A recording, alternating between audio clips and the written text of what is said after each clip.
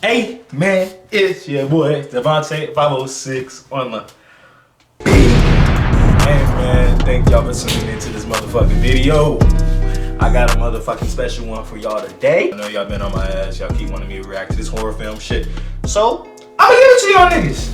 If y'all new to this motherfucking channel, please make sure you hit that like button. Because what that like button does, it lets me know if y'all are interested in my content. How am I supposed to know what y'all want if y'all not hitting that like button? Also, like, if you're new to the channel, subscribe. Like, it's not hard. Just subscribe. You know what I'm saying? It's not hard. It's free. It's easy to do. All you gotta do is just, swipe down on the video right now. Press the shit on the bottom right. And just, it'll flip over and you'll see the sub button right there. And you'll also see the like button. It's not hard. Man. Fuck. If you don't hit that like button, right? You know what? I'm not going to threaten y'all. Devontae, come here. My twin. This is my twin. Yo, Devontae. Devon, tell me what you're gonna do. Tell me what to do. Oh, okay. That's easy. Well, if you don't hit that, bell or, like button, there's only so much protection I can offer you guys. So, I recommend that you hit that like button for him. I'm him, and he's me. You know what I'm saying? I know it's confusing to see, but it's okay. You know what I'm saying? But just hit that like button. I love you guys. You know what I'm saying? Think. He's the reason why I'm kicking. You know what I'm saying? I gotta keep myself in check. You know what I'm saying? Gotta make sure y'all in check too. Thank y'all for tuning into the motherfucking video. Without further ado, we're gonna get into this motherfucking video. What I have for y'all niggas today is a short horror film, like I said. Not a horror film, actually. It's not a film. It's actually 4 stories, 4 true scary stories. This video is by no other than himself, Mr. Nightmare. I definitely know who this nigga is. If you don't know who Mr. Nightmare is, he is a very lit content creator. I mean, he posts scary content, as you can hear in his name. His name is Mr. fucking Nightmare. There's not much I can really say. I mean, he just posts lit content. I know exactly who he is. Without any further ado, let's get into this motherfucking video, shall we?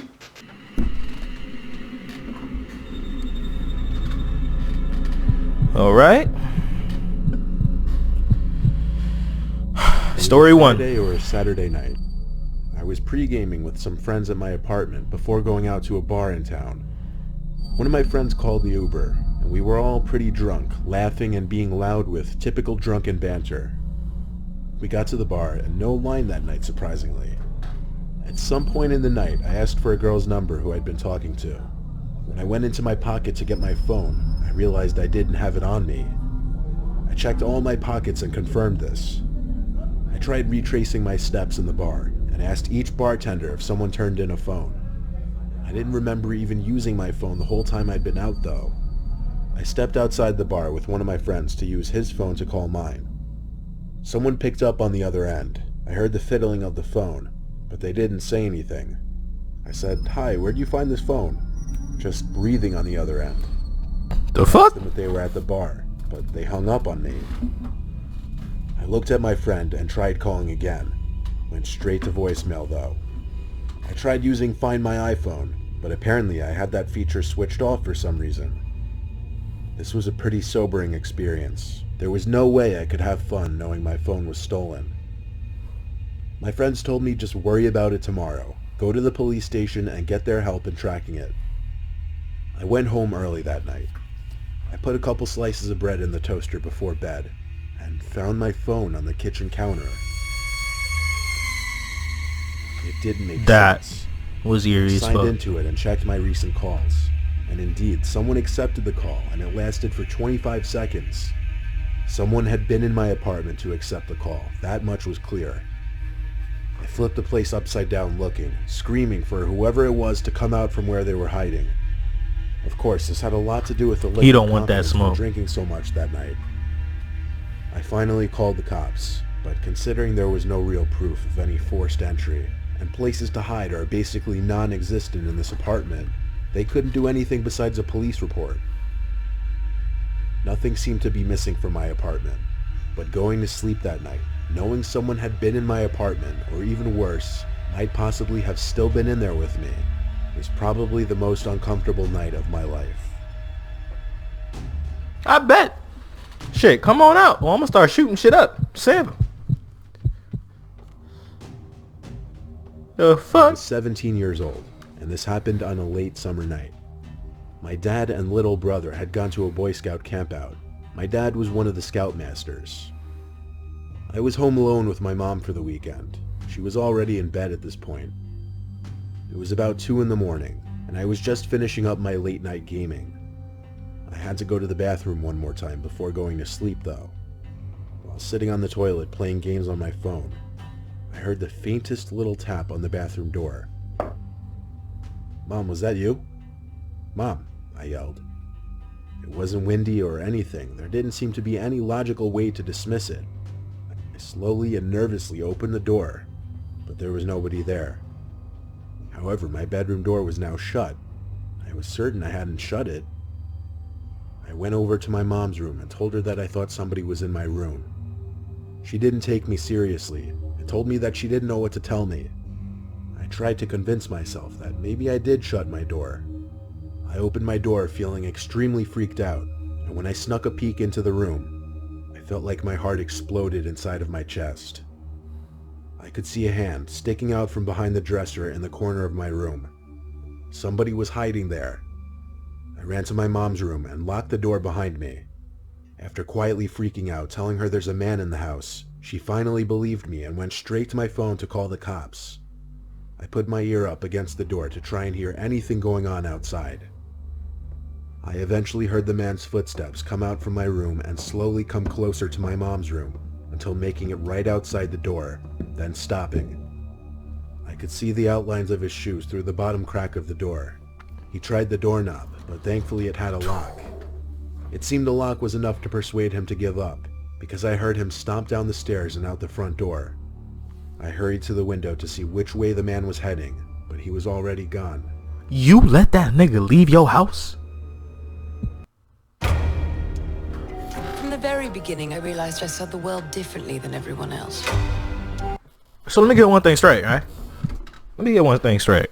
Alright, partner. So, nigga tried to open your room door, but failed. And you let that nigga walk out your house? You heard this nigga going out your house.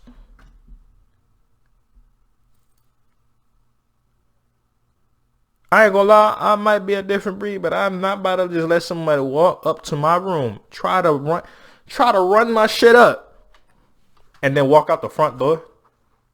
And think I'm not about to look out the window and fucking karate chop this nigga in the throat from 10 feet in the air, just jumping out my window, just you think I'm just about to let that nigga slide like that? I'm sorry, bro. I got a whole samurai sword, right? I will fucking dagger the shit out of that nigga. I don't give a fuck. Open my door if you want to, bro. You just meeting the fucking Kensei, nigga.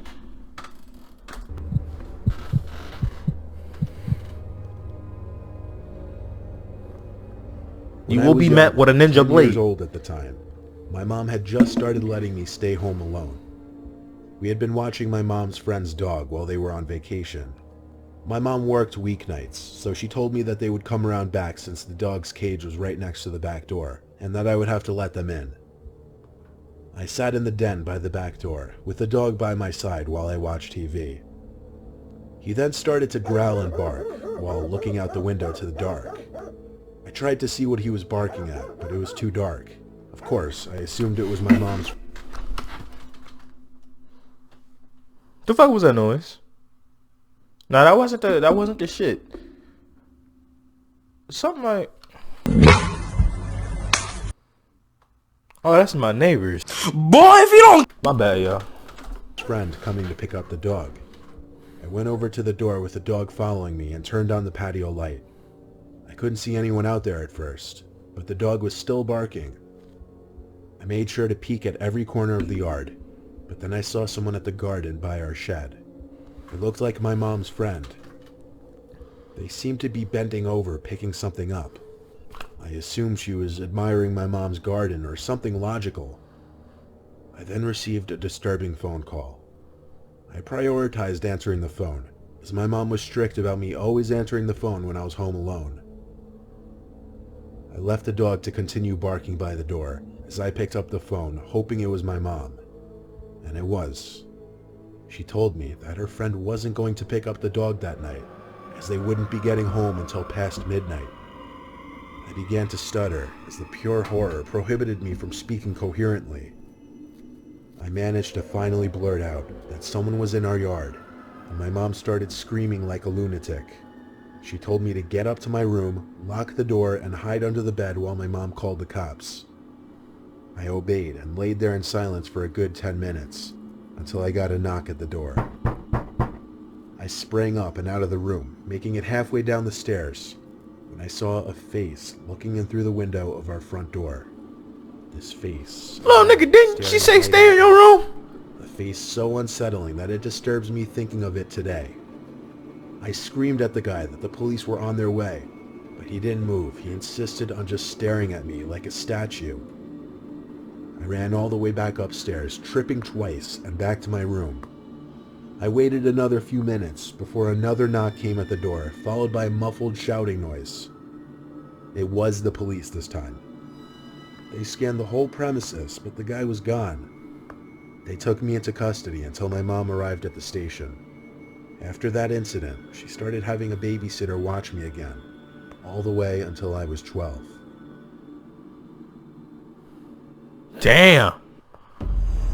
I've always loved Y'all little ass should have listened though. You should just let that motherfucker be there. Being right on the edge of... Nigga ran downstairs talking about some...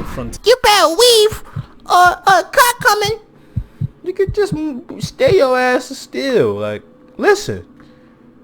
A long time ago, my girlfriend and I were looking for a private place to be alone together since our parents were always home. There was a vacant house on the corner of our block that hadn't been owned for years.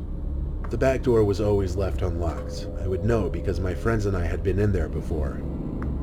We went in through the back, but before we could even get upstairs, there was a knock at the front door. See, there's always a knock, We looked bro. at each other with worry. What if someone had caught us sneaking in? She peeked out the window, but there was no one on the stoop. She made sure that the door was locked before turning back to me.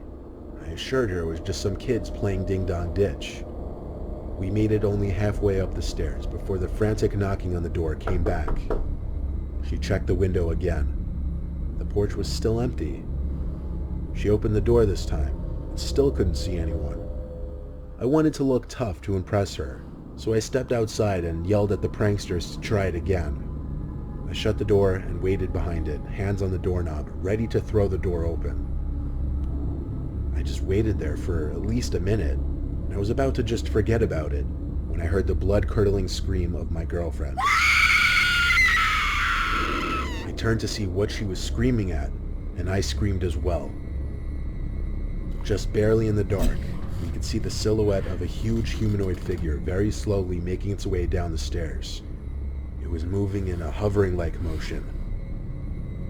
We ran past it just in arm's reach and left the house the way we came. We ran all the way back to my house, both of us out of breath. We know it couldn't have been an old person. They had to be at least 7 feet tall. Nobody was supposed to be living Bro, in that house. chill. Even across the street from the house, and he said it had been vacant for years. The ghostly way the figure moved made it all the more disturbing.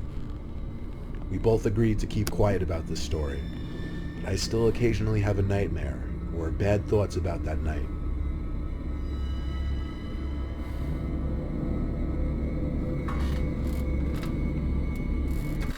This is why I don't like this nigga, bro. This nigga Nightmares, bro. He's one of those niggas that will make sure at the end of their videos you will be scared, bro. Just by adding in the bone-chilling music and the pictures.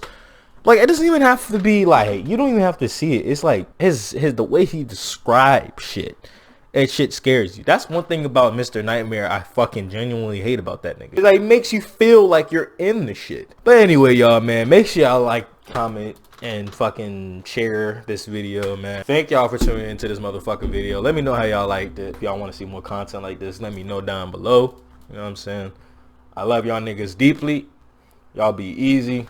Stay safe out this motherfucker. And we out here, bro.